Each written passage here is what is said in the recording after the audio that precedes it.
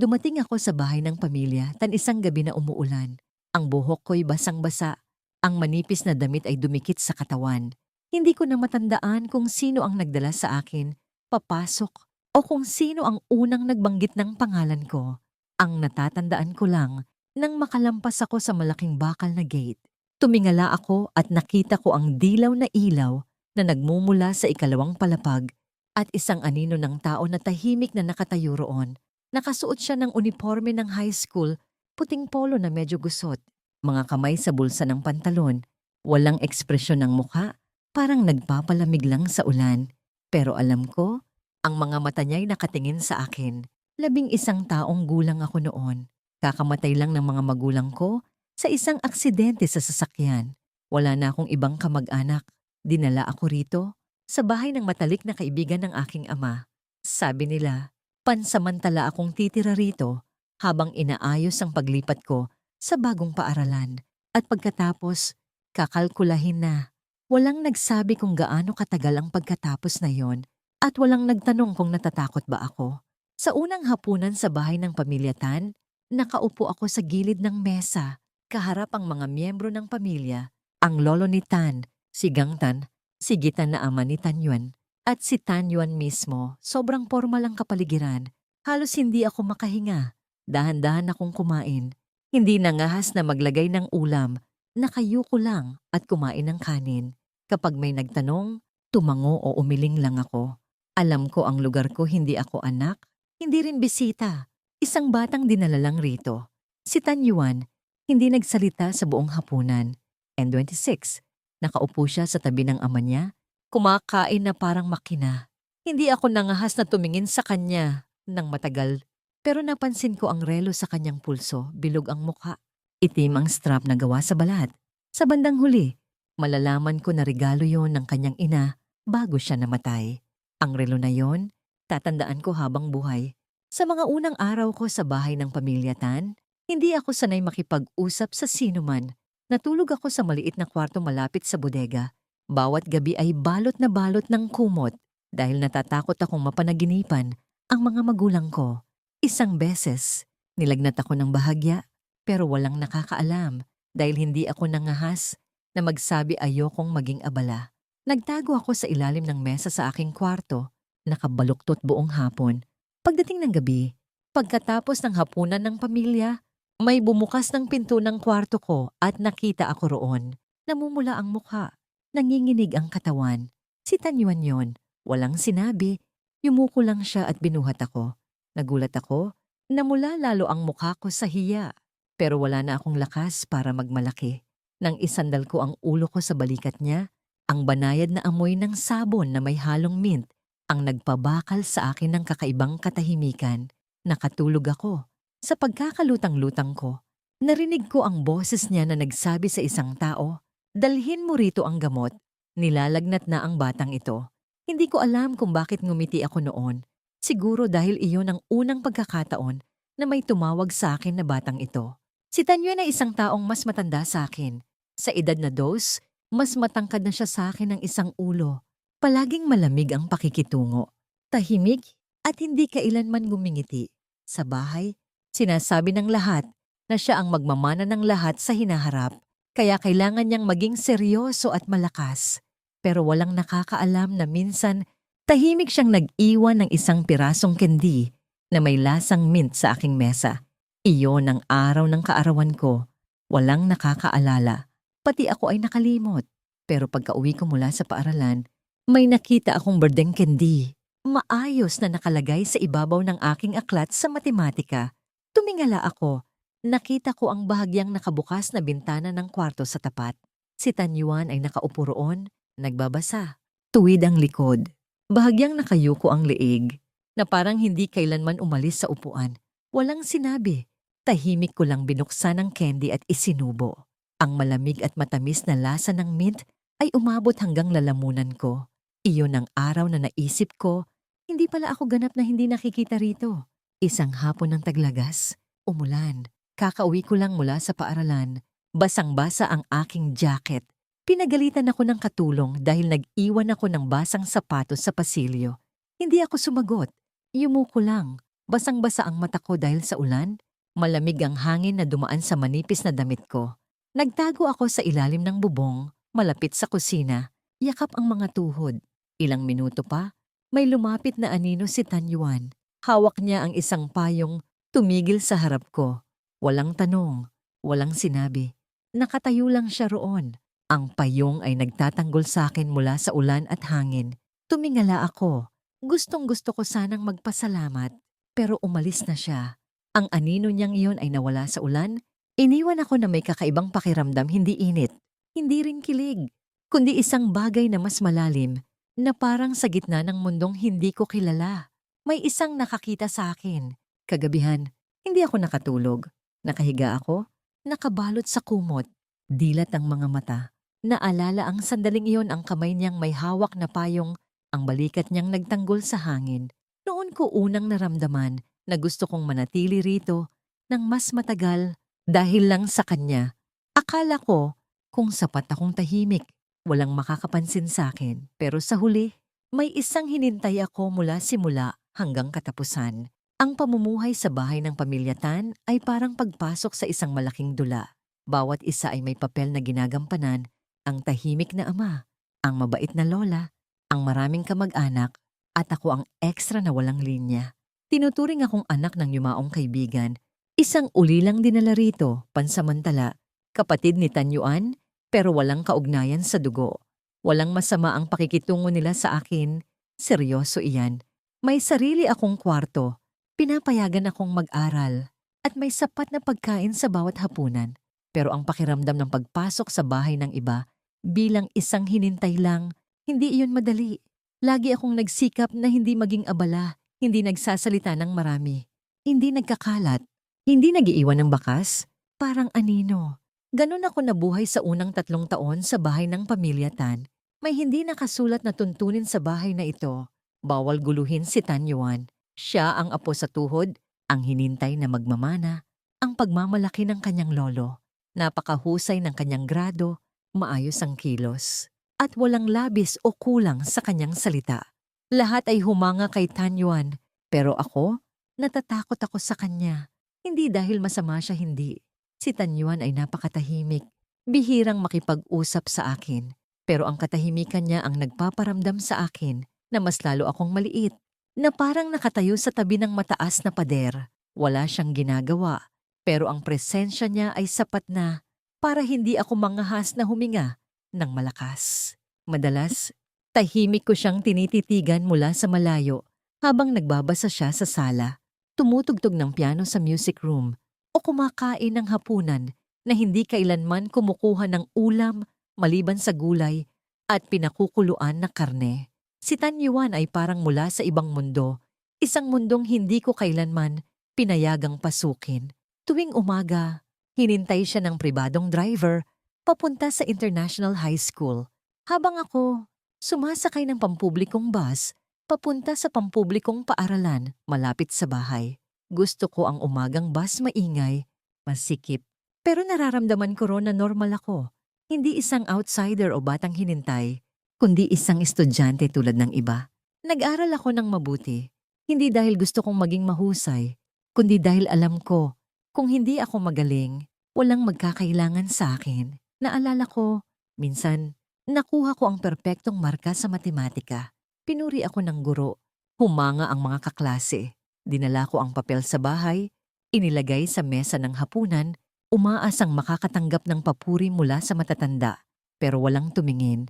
Kahit si Tanyuan, kinuha niya lang ang baso ng tubig, umalis sa mesa, at sinabi sa butler na kailangan niyang mag-aral pa sa gabi. Hindi ako nagalit, medyo nalungkot lang. Pero ang lungkot na yon ay mabilis kong itinabi. Inilak sa isang drawer ng puso ko, kasama ang mga bagay na hindi ko kailanman ikinuwento sa iba. Isang gabi, naparusahan ako. Nabasag ko ang isang baso sa kusina, isang baso mula sa koleksyon ni Jing Tan. Pinagalitan ako ng katulong, sinabing hindi ako maingat, at pinatayo ako sa isang sulok ng pasilyo bilang parusa sa loob ng 10 minuto.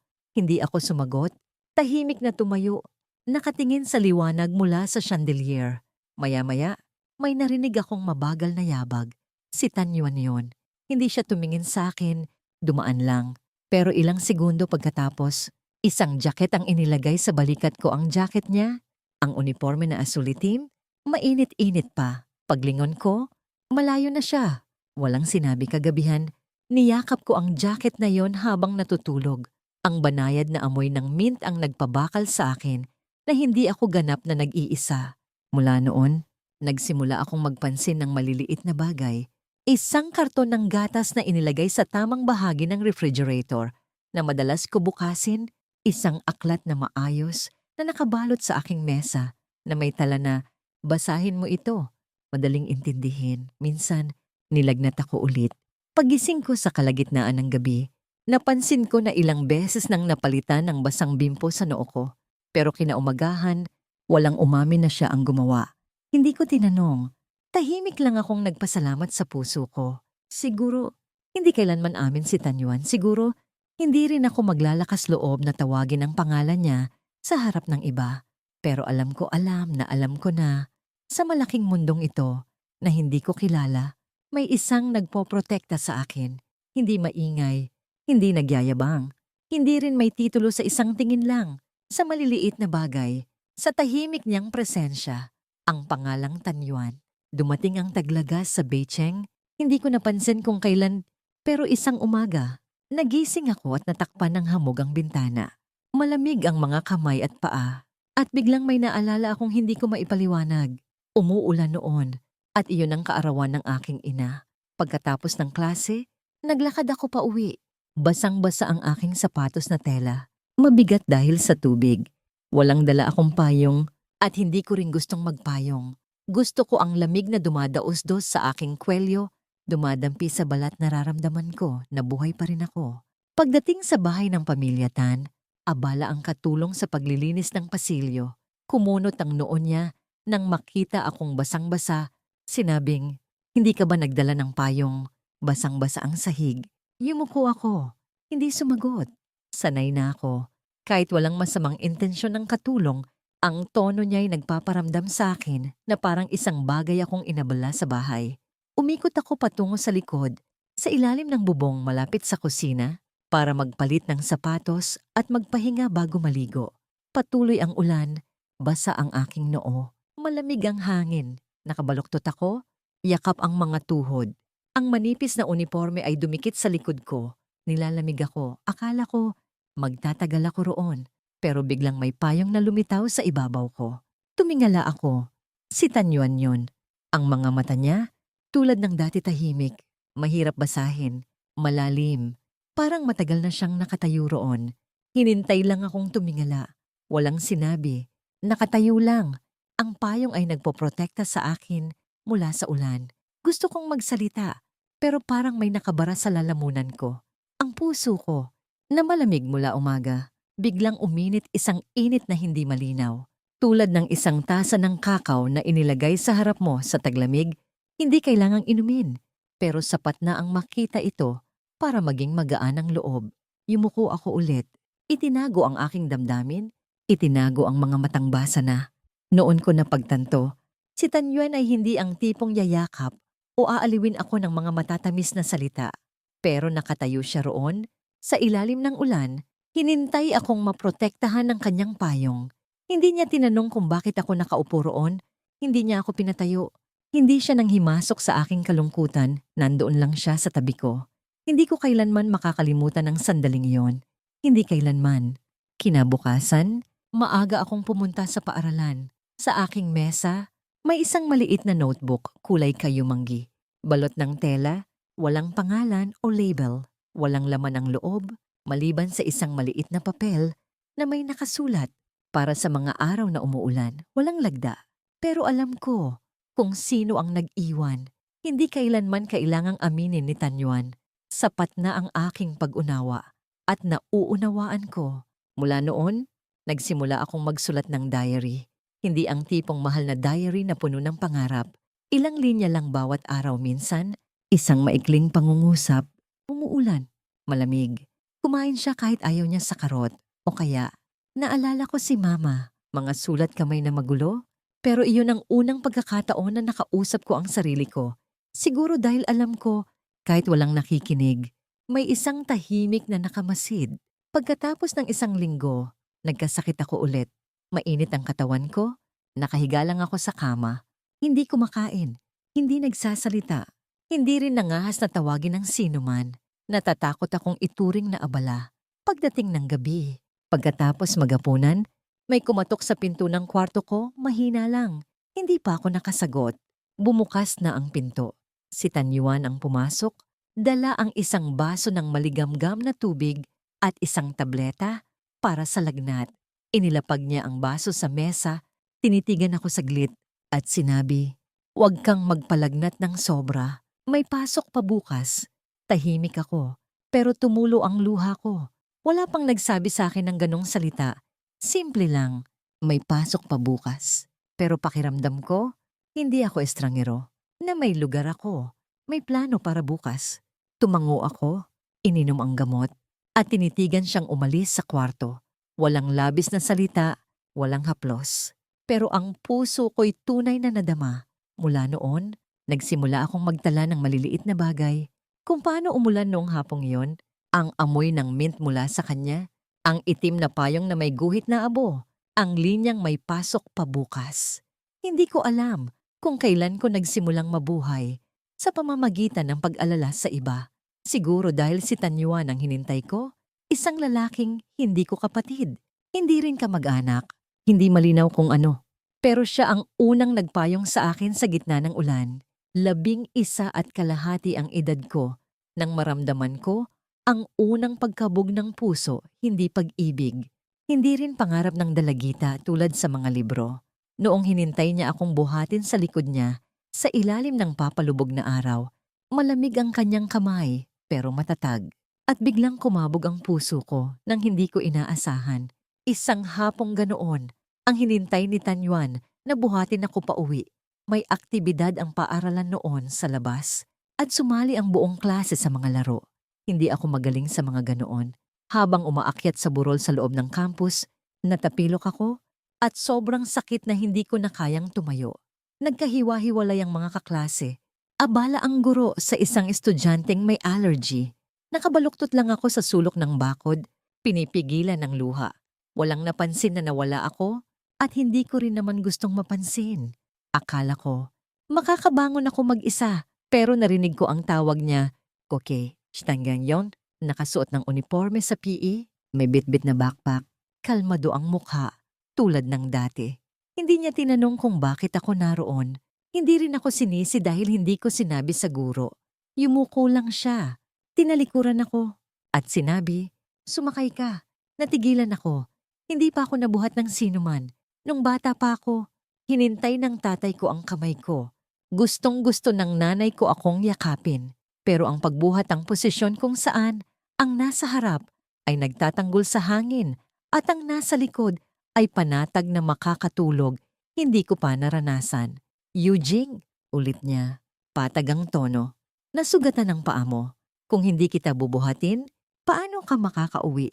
Lulundag. Namula ako, hindi nakipagtalo. Iniyakap ko ang mga kamay ko sa balikat niya, nanginginig ang mga palad. Madali siyang tumayo. Binuhat ako na parang walang bigat. Isinandal ko ang ulo ko sa balikat niya. Narinig ang kabog ng puso ko. Barado ang lalamunan. Sumisigaw ang ilong. Hindi ako umiyak. Pero malinaw na naalala ko ang pakiramdam ng kaligtasan, ang pakiramdam na naramdaman ko lang nang nasa likod ko si Tanyuan. Mabagal siyang naglakad. Matatag ang bawat hakbang.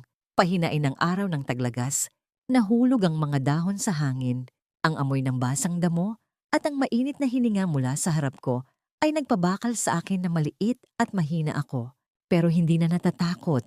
Naging assistant coach ako sa aktibidad ng mga mas bata. Nakita ko, "Wala ka sa pila," sabi niya. Tumango ako, pero hindi sumagot. Hinintay ko lang ang damit niya. Walang idinagdag si Tanyuan. Ang katahimikan naming dalawa. Sa unang pagkakataon, ay hindi distansya kundi kaginhawaan. Pagdating sa bahay, nakita ni Gintan ang namumula kong paa at tinawag ang katulong para kumuha ng gamot.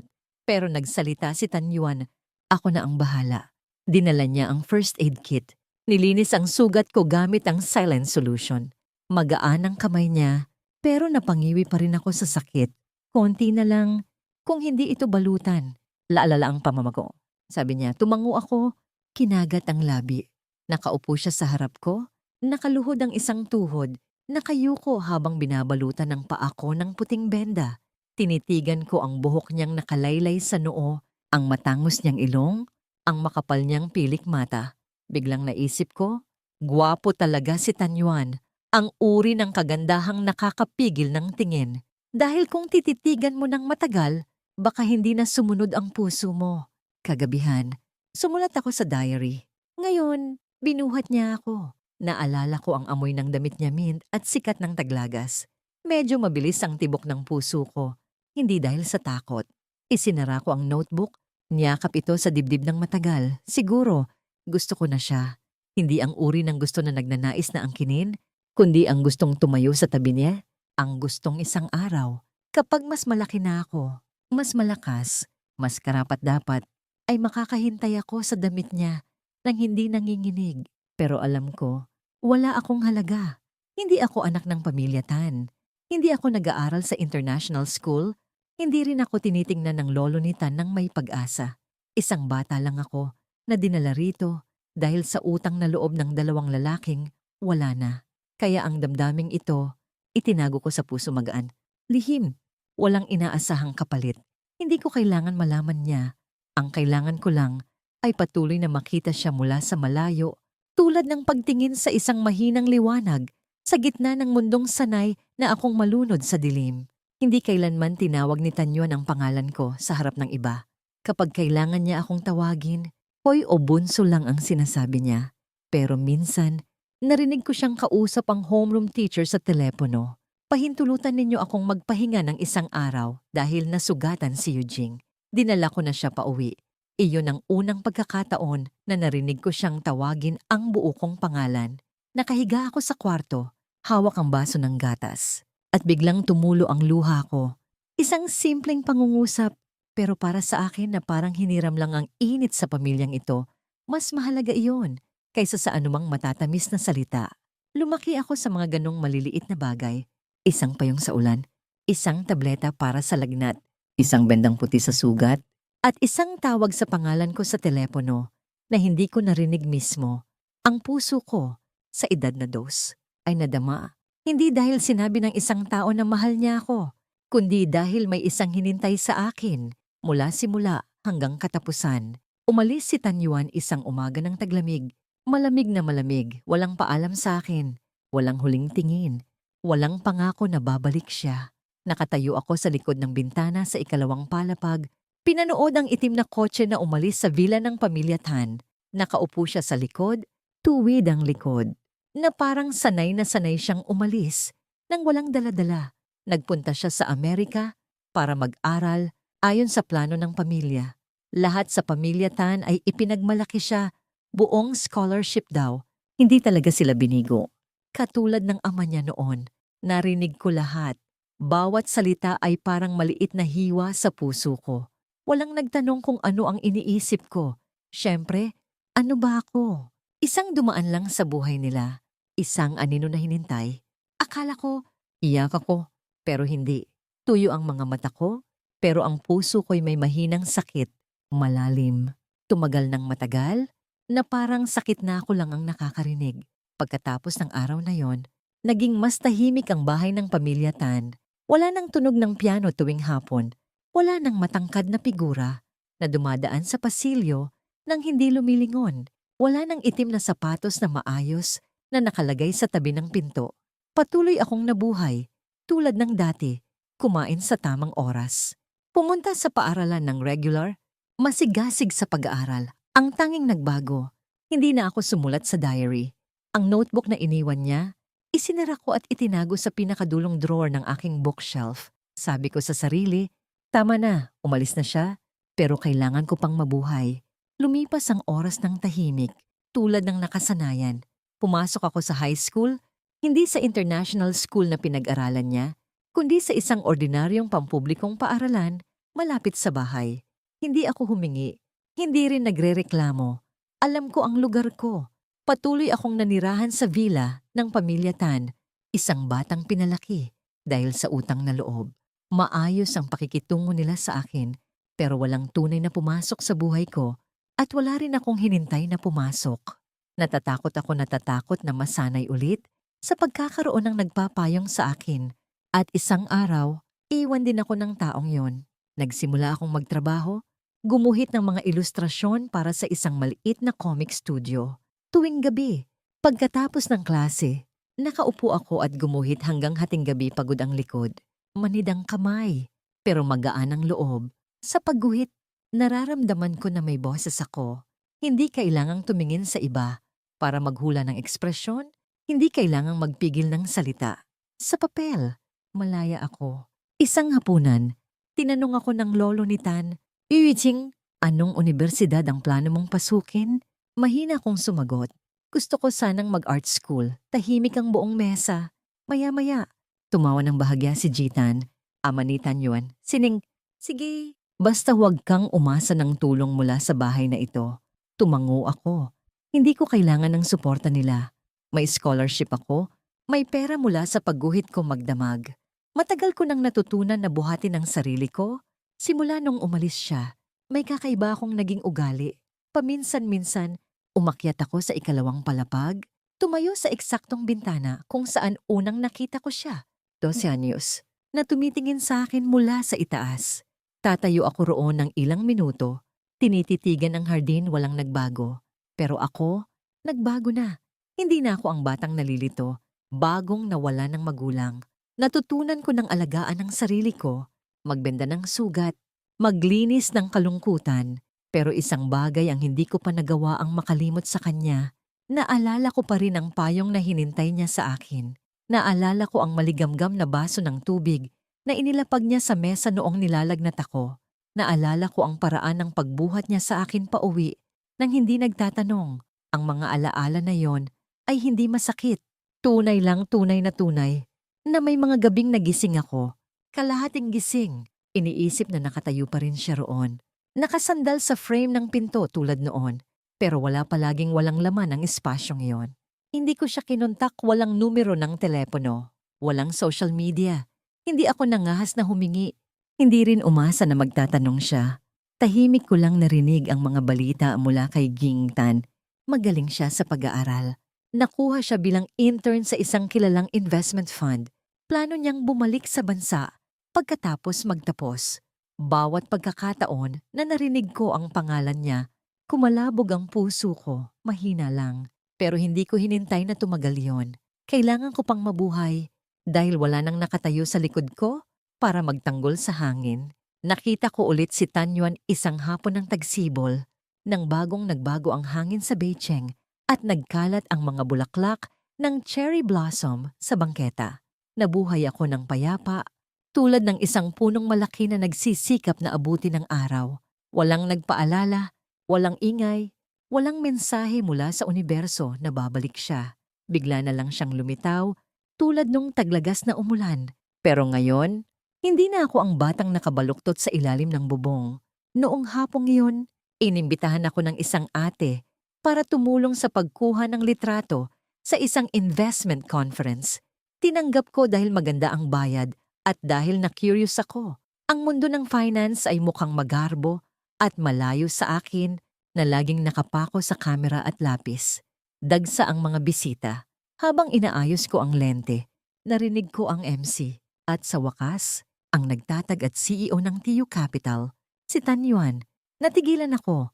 Ang pangalang hinintay ko ng tahimik sa loob ng maraming taon, na bawat letra ay nakaukit sa puso ko. Isang lalaki ang umakyat sa entablado, nakasuot ng itim na suit, kulay abong kurbata. Matangkad, kalmado ang mga mata. Iyon pa rin ang mga matang yun, tahimik, mahirap basahin, malalim. Iyon pa rin ang mga kilay na matalim, ang ilong na matangos, ang boses na mababa at matipid. Hindi ko na kayang kumuha ng litrato. Nanginginig ang lente, mas nanginginig ang puso ko.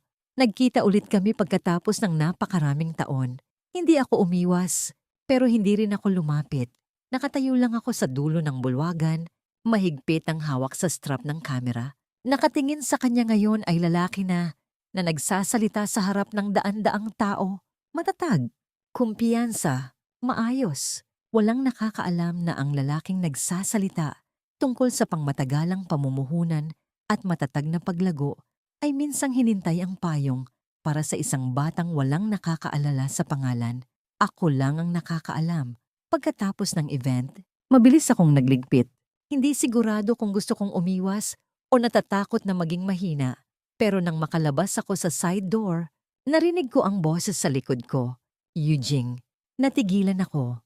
Ang dalawang salitang yon ang pangalan ko ay parang sinulid na hinila pabalik ang lahat ng alaala noon.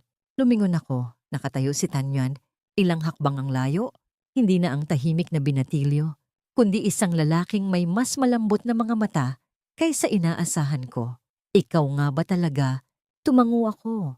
Hindi sigurado kung nangingiti o yumuko. Nagkatitigan kami, walang nagmamadaling magsalita. Maingay ang lungsod sa paligid. Pero sa pagitan namin, may mahabang katahimikan na parang hinintay ng buong universo ang unang salitang sasabihin. Hindi kita nakilala nung una. Marami kang binago. Sabi niya, ngumiti ako ng mahina. Dapat lang, ilang taon na rin ang lumipas. 6 na taon. Sabi niya, mahina, 6 na taon akong nawala. 3 araw pa lang ako rito. Tinitigan ko ang aking sapatos. Naalala mo pa rin. Hindi siya agad sumagot. Lumapit lang, tumayo sa harap ko, sapat ang distansya para marinig ang hininga ng isa't isa. Hindi ko kailanman nakalimutan, sabi niya. Naglakad kami sa kahabaan ng kalye kung saan nahulog ang mga bulaklak ng cherry blossom na parang ulan. Walang masyadong nagsalita. Naglakad lang kami sa tabi ng isa't isa na parang hindi umiral ang 6 na taon. Ano ang pinag-aralan mo? Tanong niya. Applied Arts Illustration, Design. Sagot ko, sarili mong pinili. Tumango ako. Wala nang pumili para sa akin. Tahimik siya, pero puno ng hindi nasabi ang mga mata. At ikaw? Tanong ko, babalik ka na ba talaga? Tumango siya. Bumalik ako para magbukas ng main office sa Beijing. Mimik ko ang labi. Lumingon. Malamig ang simoy ng hangin sa mga daliri. Kaya't magkasama ulit tayo sa iisang lungsod. Hindi siya sumagot. Nakatayo lang. Biglang narinig ko ang boses niya, mahina. Yuching, pasensya na. Nagulat ako. Sa anong dahilan? Dahil umalis ako noon nang walang sinabi. Dahil hinintay kita na lumaki ng mag-isa. Ngumiti ako, umiling, ayos lang. Maayos naman ako. Seryoso, alam ko, maayos ka lagi. Pero kung maibabalik ko lang, sana sinabi ko sa'yo noon anong sinabi. Tinitigan niya ako. Ang mga matang nakita ko noon sa ulan. Ngayoy malambot pa rin, pero may halong lalim ng pagkakalaki. Nababalik ako, at kung hinintay mo ako, hahanapin kita. Nakatayo ako sa gitna ng mahabang kalye. Mahigpit ang hawak sa strap ng bag. Hindi dahil sa lamig, kundi dahil kumabog ang puso ko ng sobra. Parang sasabog. Walang sinabi, hindi kailangang magsalita.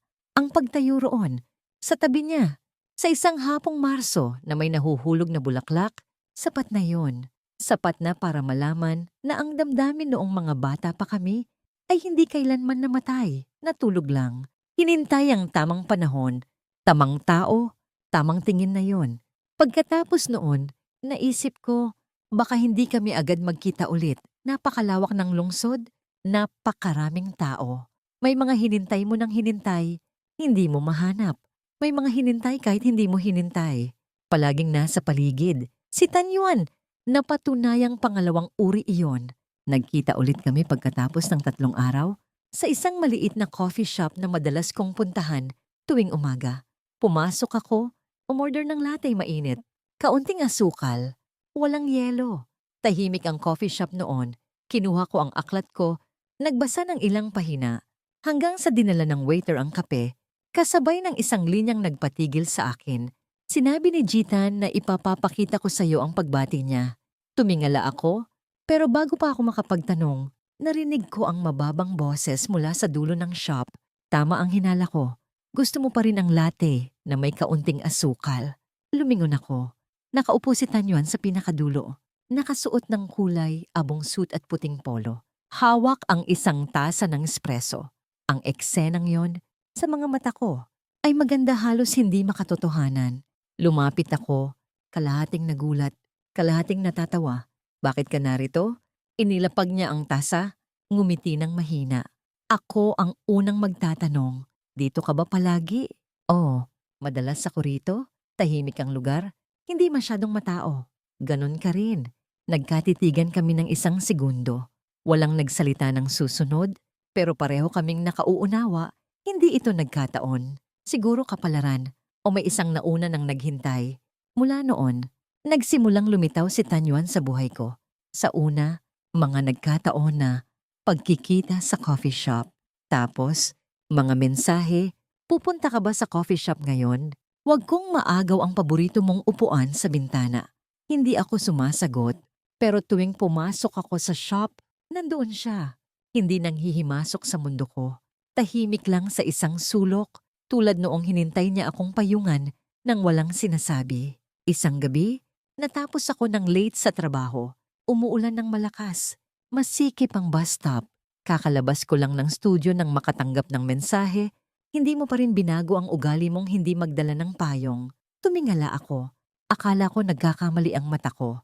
Pero hindi nandoon si Tanyon. Ilang metro ang layo. Hawak ang itim na payong.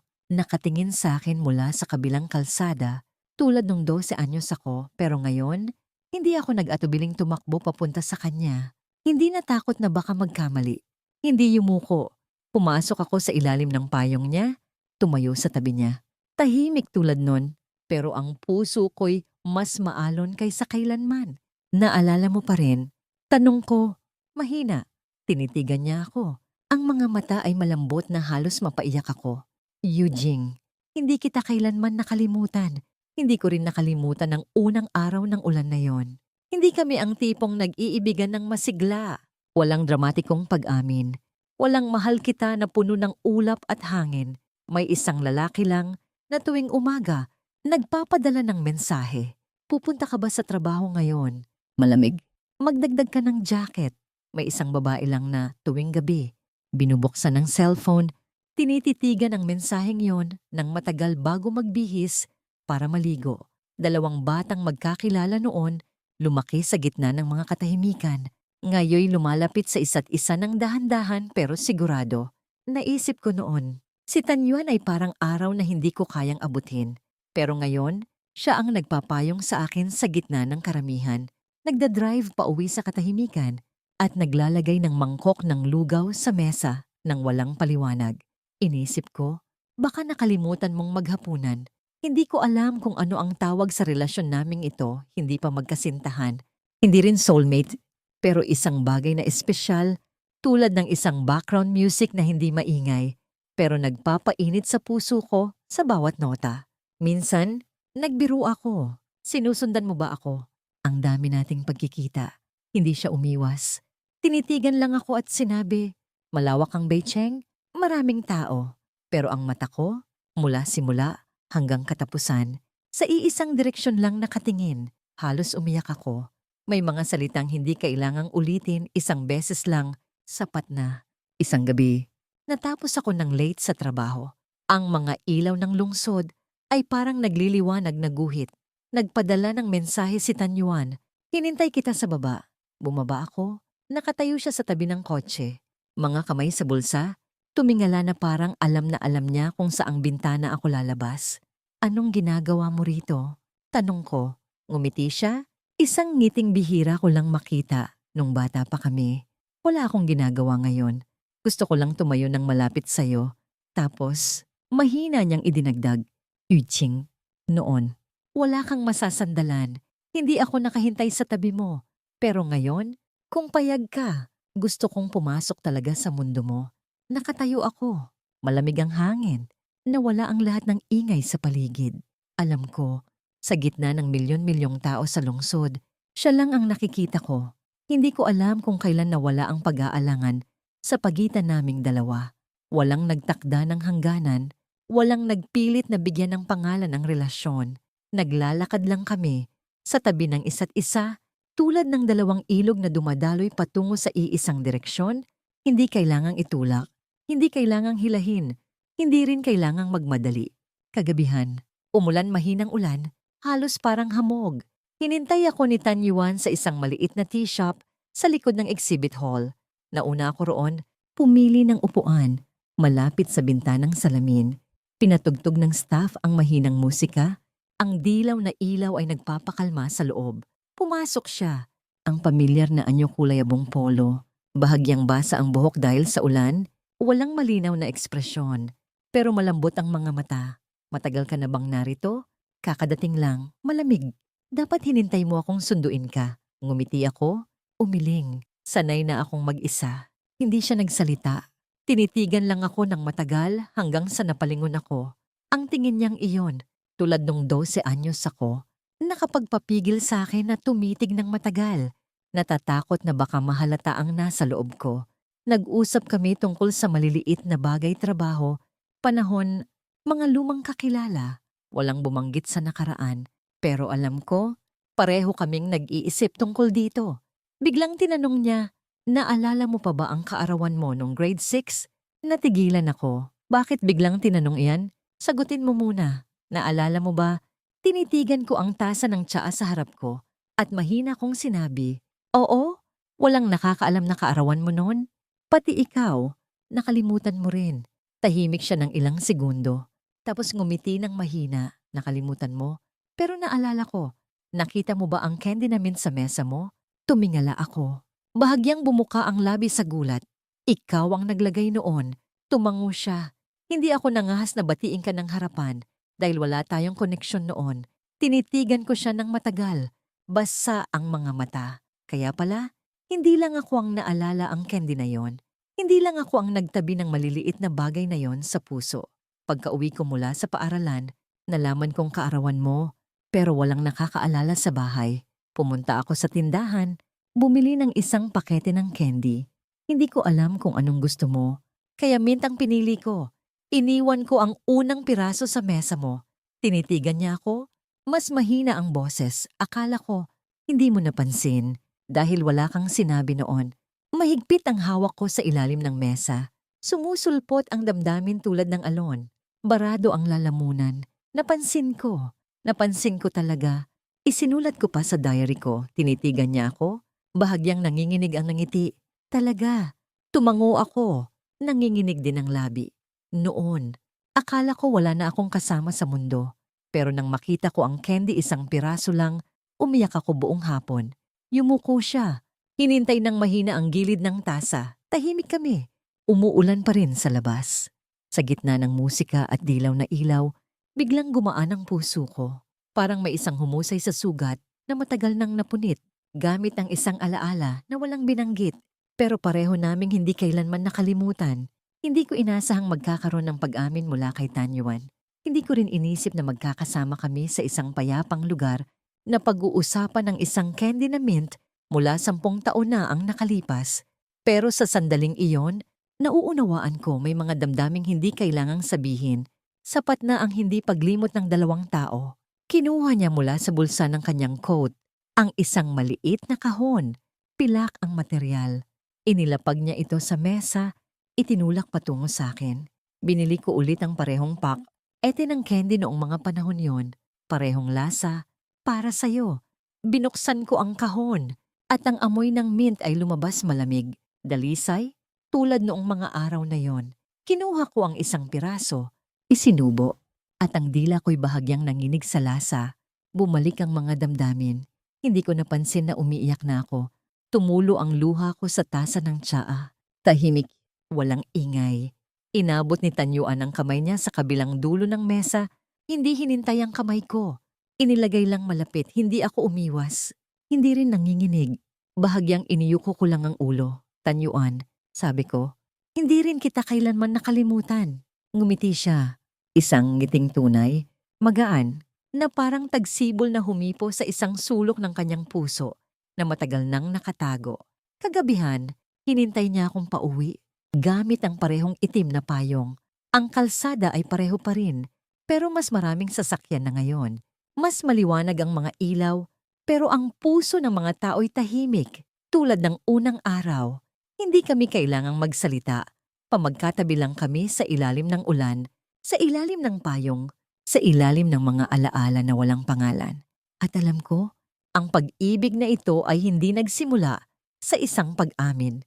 Nagsimula ito sa isang tingin, Isang piraso ng candy na walang nagtatanong, isang payong na inabot sa gitna ng ulan, at isang puso na hindi kailanman umalis sa isa't isa kahit nagdaan ng maraming panahon.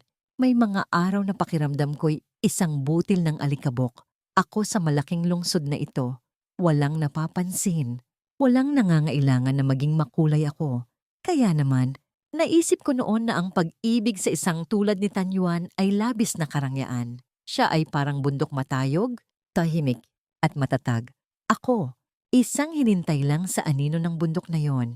Tumitingala, pero hindi nangahas lumapit. Pero sa unang pagkakataon, pagkatapos ng maraming taon, nagsimula akong gustong maglakad patungo sa kanya, hindi dahil naging matapang na ako, kundi dahil ayokong palampasin pa. Isang gabi ng Huwebes, nagpadala siya ng mensahe. Sa Sabado, may art exhibit sa bagong museo. Sasama ka ba sa akin? Tinitigan ko ang mensahe at ang puso ko'y bumagal ng isang tibok. Hindi sa gulat, kundi dahil alam ko, kung sasangayon ako, ang relasyon naming dalawa ay hindi na magiging malabo. Sanay na akong tumayo sa sulok, sanay na hindi hinintay na may pumasok sa mundo ko. Pero sumagot pa rin ako, sasama ako, at pinindot ang send. Pinili kong lumabas. Kahit isang maliit na hakbang lang, pero ako ang gumawa nito. Sa Sabado ng hapon, nagsuot ako ng simpleng puting damit. Sinuot ko ang isang beige na cardigan. Hindi ako nag-makeup ng labis. Naglagay lang ng kaunting lipstick at nag-spray ng jasmine perfume. Ang uri na gusto ko mula noong 17 anyos ako. Pero hindi ko kailanman ginamit kapag malapit sa kanya. Dahil noon, natatakot akong baka mapansin niyang gusto ko siya. Ngayon, ayos lang kung malaman niya, hindi na ako tatakas. Dumating si Tanyuan ng eksakto sa oras. Huminto ang kotse sa harap ng aking lumang apartment. Bumaba siya, nakasuot ng mapusyaw na asul na polo. Mga kamay sa bulsa, kalmado ang mukha. Pero bahagyang nagliwanag ang mga mata nang makita ako. Maganda ka sa suot mo, sabi niya. Namula ako, natawa. Akala ko, hindi ka marunong magpuri. Hindi nga ako magaling. Pero para sa'yo, sulit na matuto. Hindi ko alam ang isasagot. Sumakay na lang ako sa kotse. Mainit ang puso tulad ng pag-inom ng isang tasa ng kakao. Ang exhibit nung araw na yon ay tungkol sa contemporary art, maraming kulay, maraming ideya, may nagustuhan, may hindi. Para sa akin, kakaiba sila, pero kawili-wili. Si Tanyuan ay naglakad sa tabi ko, mga kamay sa bulsa, hindi masyadong nagsalita. Nakikinig lang habang nagkukuwento ako tungkol sa komposisyon, ilaw, at kung paano sinubukang ipahayag ng pintor ang isang mundong puno ng kontradiksyon. Parang guro ka sa sining kapag nagsalita ka tungkol sa mga painting. Sabi niya, ngumiti. Hindi ka ba naboboring makinig sa akin? Hindi. Kahit gaano katagal ka magkwento, kaya ko. Lumingon ako. Nagkunwaring tinititigan ang susunod na painting. Dahil kung lumingon ako sa kanya, siguradong makikita niya nang ngumingiti ako nang hindi ko maikukubli. Pagkatapos ng exhibit, nagpunta kami sa isang maliit na kainan, sa isang eskinita. Hindi magarbo, pero maaliwalas. Umorder ako. Siya ang nagsalin ng tsaa. Sa kalagitnaan ng hapunan, bigla siyang tumingin sa akin. Mahinang boses, Eugene, pwede ba akong magtanong? Tumango ako. Kung gusto ko sanang sumama sa'yo hindi bilang isang lumang kakilala, kundi bilang isang kasama mo sa hinaharap, payag ka ba o? Natigilan ako. Hindi sa gulat, kundi dahil kumabog ang puso ko ng sobra, parang gustong lumabas sa dibdib ko. Hinintay ko ang tanong na ito ng maraming taon, 10, 12, o mula noong naramdaman ko ang pagbuhat niya sa akin sa gitna ng schoolyard noon. Huminga ako ng malalim, sumagot ng mahina, ayoko nang tumigil. Kung nandoon ka, hayaan mo akong lumapit. Tinitigan niya ako. Inabot ang kamay ko sa kabilang dulo ng mesa.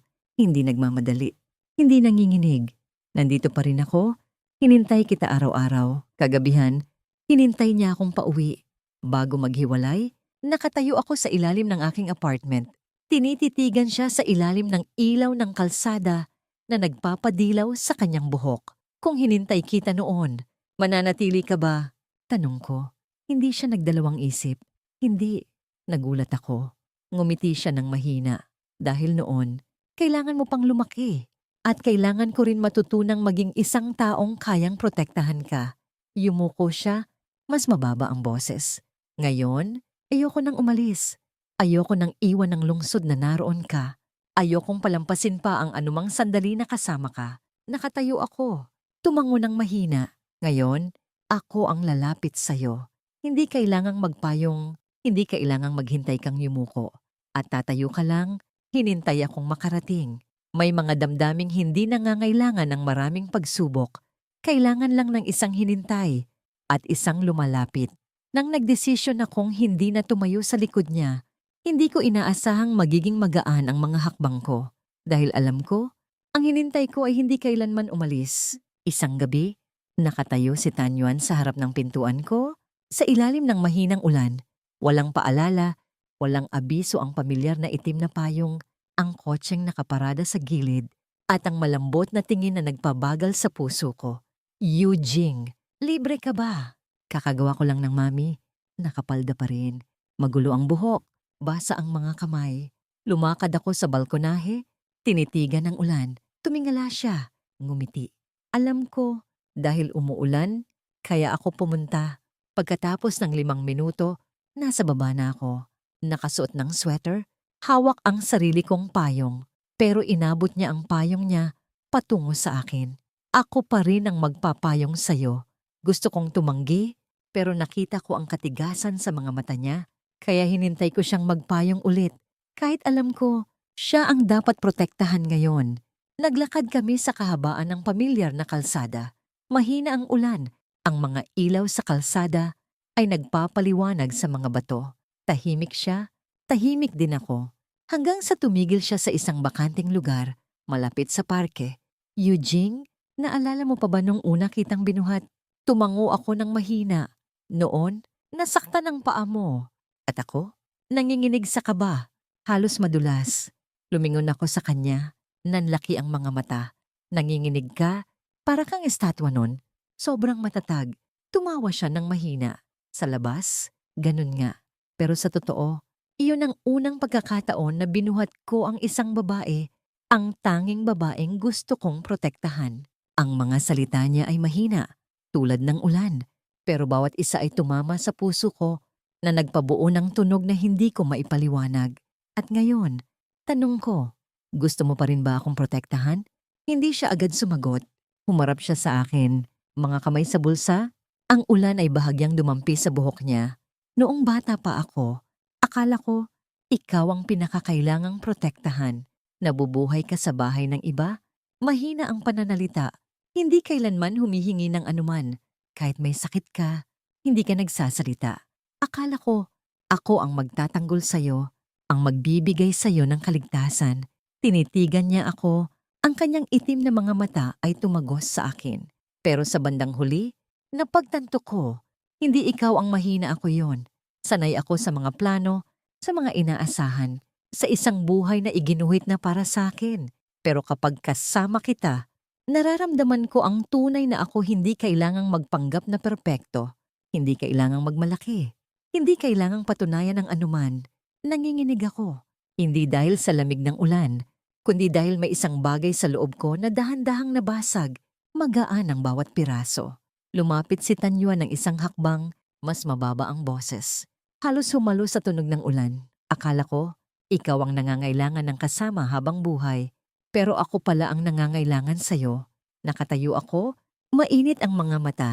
Hindi dahil sa pagkabigla, kundi dahil sa unang pagkakataon, ang lalaking parang pader ay nagbukas ng kanyang puso sa harap ko. Hindi na ito proteksyon, kundi isang pag-amin mahina siya, nag-iisa, at kailangan din niyang mahalin. At ako ang hinintay niya. Lumapit ako, hinintay ang damit niya.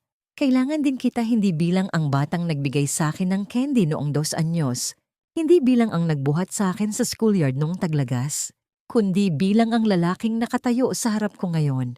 Maaaring mahina, maaaring pagod, pero ikaw pa rin ang hinintay ko. Tinitigan niya ako, basa ang mga mata. Isang segundo pagkatapos, hinila niya ako sa kanyang yakap. Hindi na kayang protektahan kami ng payong. Dumampi ang ulan sa balikat, sa buhok, sa mga pilik mata. Pero sa kanyang yakap, init lang ang naramdaman ko. Nakatayo kami roon ng matagal. Walang nagsalita pa. Dahil minsan, Ang mga pinakamahalagang bagay ay hindi kailangang ulitin sapat na ang maramdaman na ang hinintay mo ay mahal ka rin. Na pagkatapos ng mga taong iyon, hindi na kami ang mga batang nagtatago sa likod ng pinto, kundi mga hinintay na lumabas, tumingala, at nagsabi sa isa't isa, kailangan kita, at ganun din ako.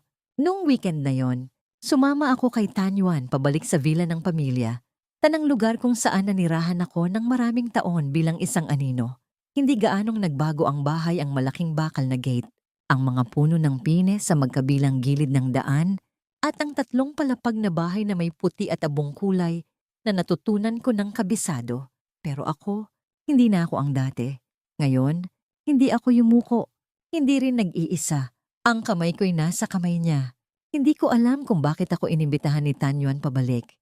Alam ko lang, noong hapong yon, naglakad kami at bigla siyang nagsabi, bukas, sumama ka sa akin para maghapunan sa bahay. Natigilan ako. Sa bahay ng pamilya Tan? Oo, sa tunay na bahay. Tahimik ako ng matagal, tapos tumango. Hindi na ako ang batang umiiwas sa mga tingin ng iba. Kung kaya niyang hawakan ang kamay ko at dalhin ako sa kanyang mundo. Gusto ko ring maging matapang. Kaharapin ang nakaraan ko sa lugar na inakala ko noon na hindi ako karapat-dapat. Kinabukasan, siging, Tan ang unang sumalubong sa amin. Pareho pa rin ang kanyang mabait na mukha. Kahit na marami ng puting buhok, nang makita ako, bahagyang natigilan siya. Tapos ngumiti, naku, ang batang yun noon, ngayoy dalaga na, nahiya ako, mahinang nagbati. Magandang araw po, Lola. Matagal na po akong hindi nakabalik, tumango siya, hinintay ang kamay ko. Mabuti na rin ang pagbalik mo. Kapag lumaki na ang dalaga, kailangang malaman kung sino ang tunay na nagmamahal sa kanya. Hindi ko lubos na uunawaan ang sinabi niya, pero hinintay ni Tanyuan ang kamay ko. Hinintay ako papasok sa bahay. Ang dining room ay pareho pa rin ang mahabang mesa na gawa sa walnut, ang chandelier sa itaas, at ang mga upuang may velvet na balot. Naalala ko, sa mga taon ko rito, palagi akong nakaupo sa sulok ng mesa, malapit sa kusina, kung saan madali akong makakaalis kapag walang tumawag sa pangalan ko. Ngayon, hinila ni Tanyuan ang upuan sa gitna, sa tabi niya, at mahinang sinabi, dito ka maupo. Nagdalawang isip ako, pero umupo rin. Sa una, medyo tahimik ang hapunan. Si Jitan, ama ni Tanyuan, tumangulang bilang bati. Napalitan na ang mga lumang katulong. Si Lolo Tan ay bahagyang nagulat nang makita ako, pero tumango rin. Hindi masyadong malamig. Nararamdaman ko ang mga tingin na nagtatanong, ang pag-iingat, pero hindi binitawan ni Tanyuan ang kamay ko. Sa buong hapunan, patuloy siyang naglalagay ng pagkain sa plato ko, hindi nagyayabang, hindi nagmamadali. Natural lang na parang matagal na niyang ginagawa ito. Gusto mo ito, di ba? Pinagawa ko sa kusina ang manok na hinintay mong kainin noong bata ka pa. Nagulat ako. Nakalimutan ko na ang ulam na yon, pero siya, naalala niya ang bawat detalye ng mga alaala ko na akala ko'y nawala na. Pagkatapos ng hapunan, habang nagkahiwa-hiwalay ang lahat, nakatayo ako sa hagdan ng unang palapag. Tinitigan ko ang bintana sa ikalawang palapag kung saan noon, 12 anyos. Nakita ko siyang tumitingin sa akin mula sa itaas. Walang salita. Ngayon, nakatayo ako sa parehong lugar. Tahimik din, pero iba na ang pakiramdam. Hindi na ako nalulumbay. Hindi na natatakot. Lumapit si Tanyuan. Tumayo sa tabi ko. Noon, nakatayo ka rito. Suot ang isang raincoat na masyadong malaki para sa'yo. Naisip ko, paano nagkaroon ng batang kasing lungkot nito? Lumingon ako sa kanya. Ngumiti ng mahina dahil nawala sa akin ang lahat. Noon, wala na akong dahilan para ngumiti. Hinintay niya ang balikat ko, alam ko. Pero ngayon, hindi ka na mag-isa. Tumango ako. Ang kamay niya sa likod ko ay mainit. Matatag bago umalis. Tinawag ako ni Ging Tan. Inabot sa akin ang isang maliit na kahon na gawa sa kahoy.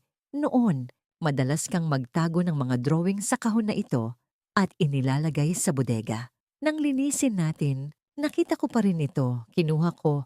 Nagulat.